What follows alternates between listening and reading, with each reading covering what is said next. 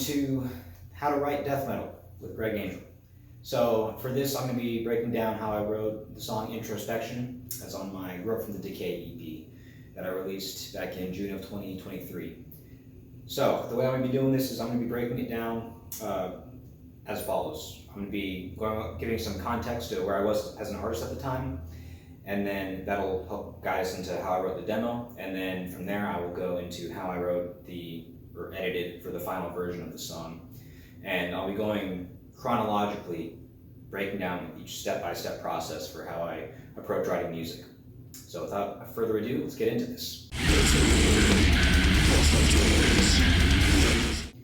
So, to provide some context, at the time I was writing for r/song of the week on Reddit, and the theme for that week was beginnings, because it was the very beginning of 2022.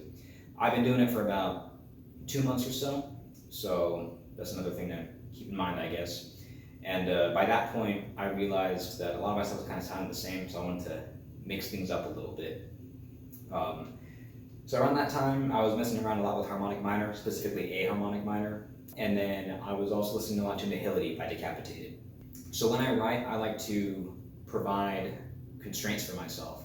I've found that doing creative endeavors, it's best to find some sort of creative limitations for yourself, just because otherwise if you're told you can go anywhere, it's kind of hard to determine where you're going to go.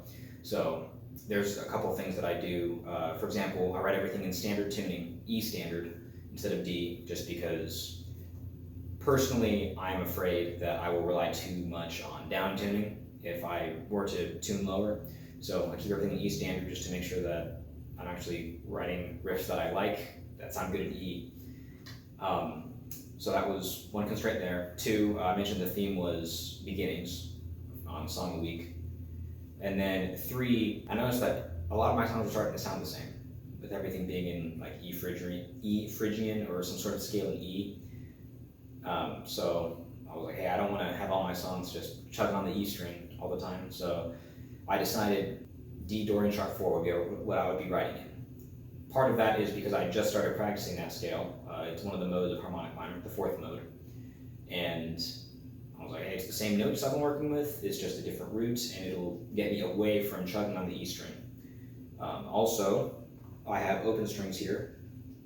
So E, E, A, and D are all in the key of D, Dorian sharp 4. So I was like, yeah, I have that if I want to use open strings or whatever. This is pretty convenient, actually.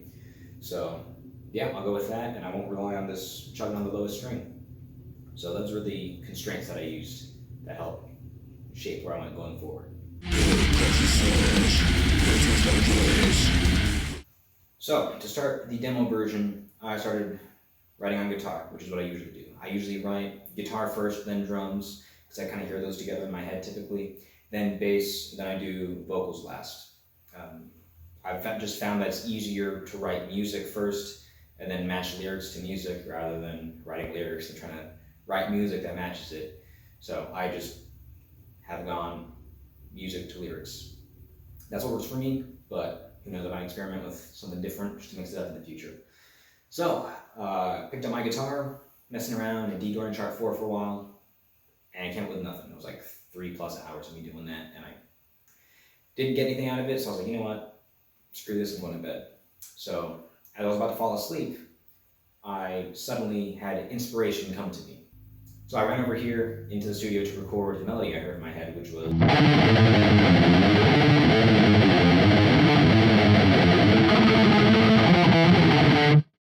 it was that main riff of the song. So from there, just everything kind of came together pretty quickly. I came up with the intro, I think it was right after that.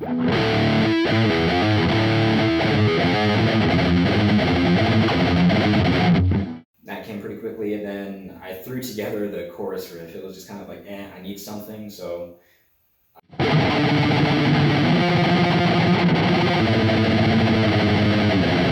Not very interesting, but that is something that I like about Song of the Week, is that it forces you to make decisions that just move on with writing.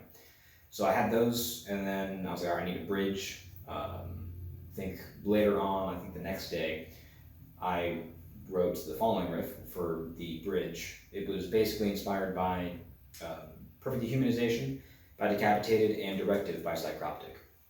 I wanted something that was, I wanted the bridge to be kind of like Perfect Dehumanization, and just in the way that it has like arpeggios in it. And then I kind of stole some of Joe Haley's like, pull-offs. He uses a lot of pull-offs in the bridge in Directive. So, I mean, I didn't really pull off here, I just have used open strings. I wrote that riff with that in mind. The last riff is just a power chord version of the main riff.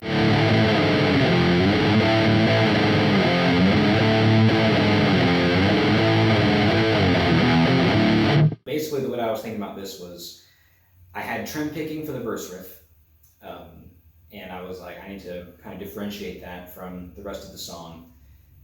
And that's kind of what influenced the bridge being the way that it is. And then for the breakdown, I was like, I need to kind of mix it up a little bit. I do like this main riff though, so I want to turn it to power chords. And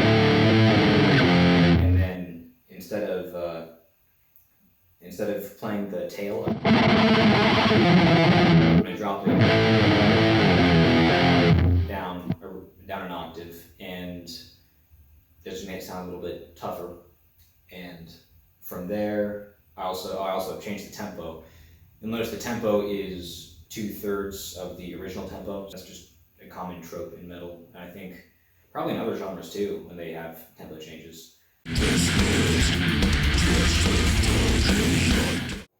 So for the drum part, I can typically audiate what the drums are going to sound like in my head, typically.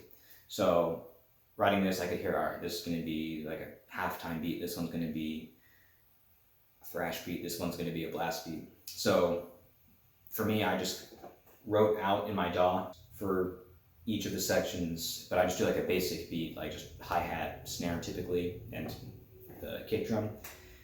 And I just lay that out for the song sections with the guitar. Then after I've written out everything just in the sections as basic drum parts, I'll go back and edit things so that I'll like hit a crash here to accent that beat, or change the double kick to match the rhythm of something. So that is how I approach writing drums. Something that I do recommend though, in other songs that I've written where I can't exactly hear, I'm like, okay, I don't know if like a halftime beat or a blast beat would be better. So what I'll do is I'll copy and paste the riff a couple times, or I'll just make different versions of the song, and I'll put one with the halftime beat, one with the blast beat, and I will listen to that. Typically, it's better to do it in context, so like in the whole context of the song, so you can hear which one sounds better to you. In every genre, bass is there to provide harmonic context, as well as fill out the sound of the whole band.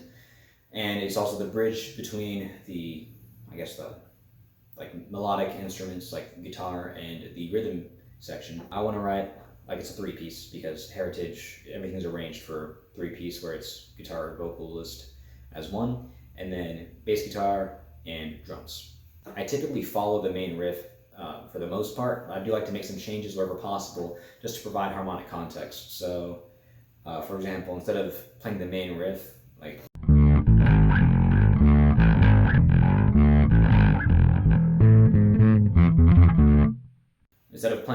like that, I will play it.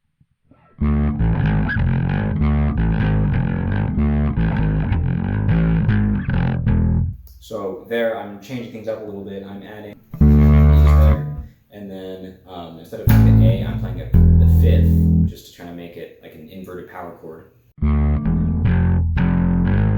So there, while the guitar is messing around with like the A and the G sharp, I'm just playing the F, and then sliding up, because the slide up is, I think, a crucial part of that riff.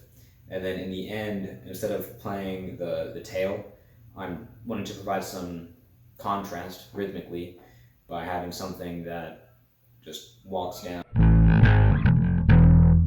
So it's just downbeats instead of like the syncopation, all that stuff in the rest of the riff. So that is something that kind of timed with the drums there. The beauty of programming drums is that I can play something on bass and then go back and make the drums do whatever I want them to do. So part of my goal with releasing music is to document my evolution as a songwriter. And because of that, I wanted to maintain the essence of each song in the final versions of the song. So for this one, I had a fairly traditional pop structure, pretty basic. And I stuck pretty close to that, but instead of just verse, chorus, I added a pre-chorus and a post-chorus. Pretty common in pop music, just it added a little bit more variety, and I felt complemented the storytelling that I was trying to accomplish. And the way that I typically go about editing is I find when I'm listening to the demos, I'll be like, okay, here's a laundry list of things I don't like, and I just go one by one, make those changes there.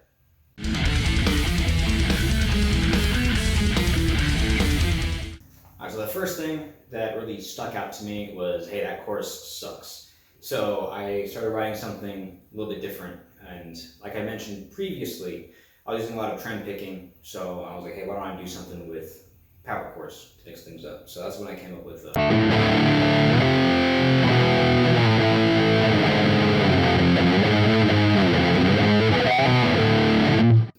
that became the chorus riff, the new chorus riff, I should say. And then from there, I think while writing that, I also came up with the post-chorus, which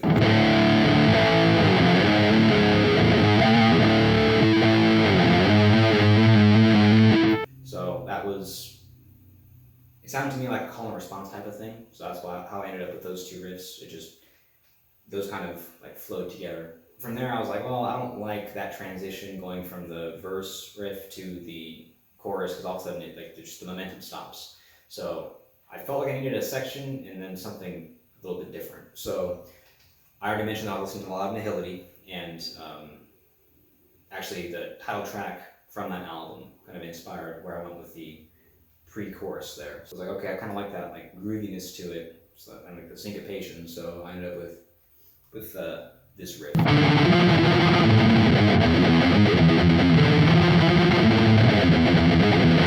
From there, the song was like fairly complete, except for the next thing I didn't like was the bridge. So I added to the tail of it because it sounded like it was incomplete. So really, basically that I was just moving the same, outlining the same chords essentially, but just moving it down an octave. So moving that down to, and I didn't hit the exact same notes, but it outlines D minor, A minor, E major, and then it's just those three chords really. And that wraps up all the guitar changes that I made.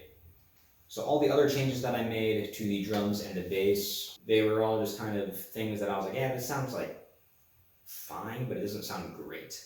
So drum-wise, I just made everything sync up a little bit more and kind of match the way the guitar sounds and accenting certain parts of the riff.